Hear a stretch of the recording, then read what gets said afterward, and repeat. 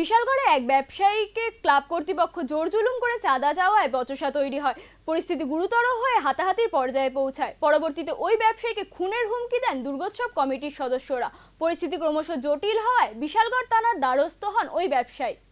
কিছুদিন আগেই মুখ্যমন্ত্রী বলেছিলেন চাঁদা নিয়ে কোনো রকম জোর জবরদস্তি করা যাবে না। কার্যত তাঁর এই বক্তব্যকে সম্পূর্ণ অগ্রাহ্য করেই শহরে চলছে চাঁদা তোলাবাজি। রবিবার সন্ধ্যায় গোকুলনগর সুকান্ত মার্কেটের এক ব্যবসায়ী রঞ্জন বিশ্বাসের কাছে চাঁদা চাইতে যান এলাকার দুর্গোৎসব কমিটির সদস্যরা।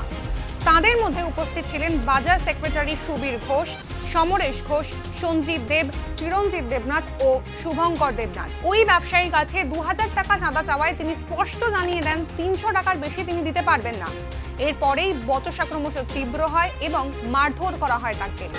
কালকে আমি দোকানে বয়ে রয়েছি, তো দোকানে বয়ে রয়েছি পরে আমরা পাড়ার ভিতরে একটা নতুন পূজা শুরু হয়েছে, দুর্গা পূজা।